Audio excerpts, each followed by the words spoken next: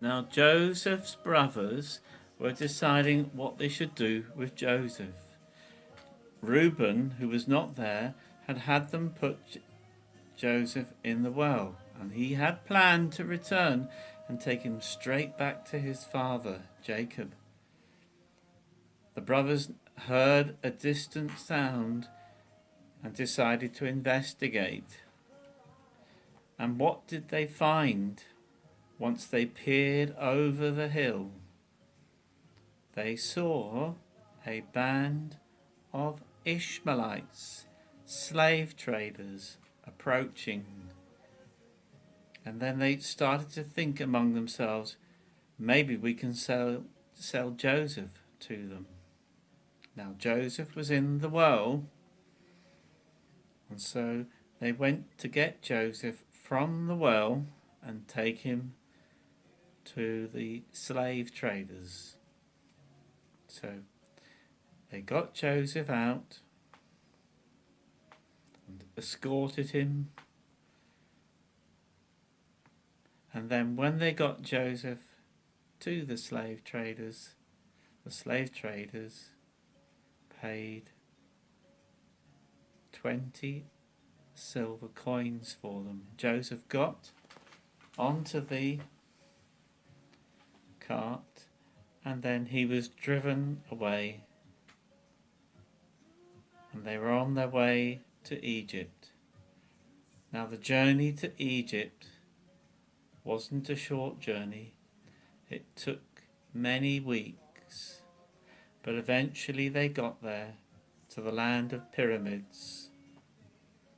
And not long after, they arrived in a town where they could sell Joseph. Once they were in the town, they got the slaves off and waited for a time to sell them.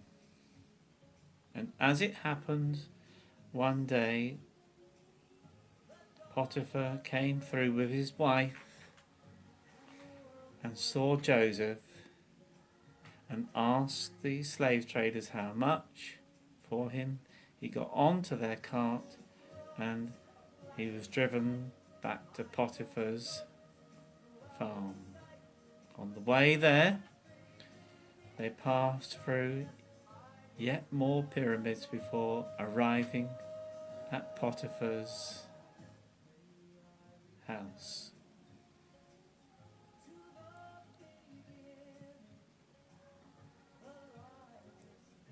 So Joseph was driven to Potiphar's house,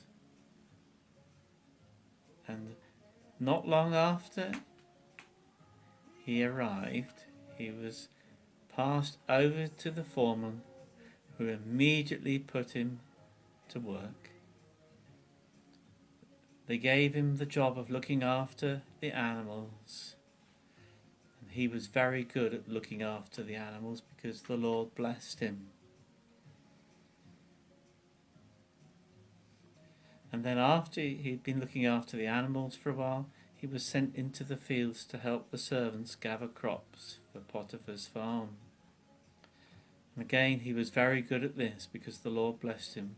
And at this time, Potiphar's wife started to take notice of him. He was sent into the house to take care of the things there, and eventually Potiphar's wife saw him and wanted him to do bad things. She reported him to Potiphar, and Joseph, though he pleaded with Potiphar, was sent to prison. He was taken in a cart and dropped off, where again he was met by the prison warders, who escorted him into his cell.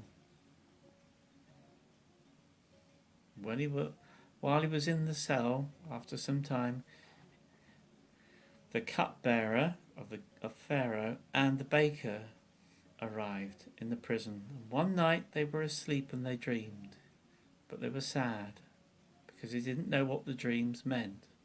But Joseph could interpret the dreams, which he did.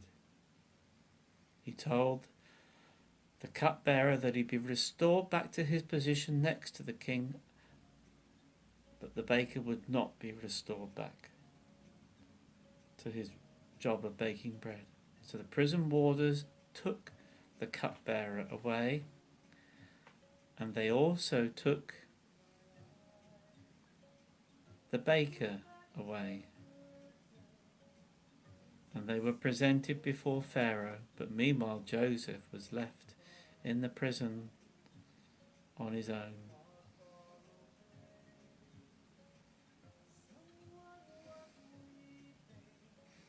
So the cupbearer was presented to the king. He bowed down, and the king restored him back to his position. But the baker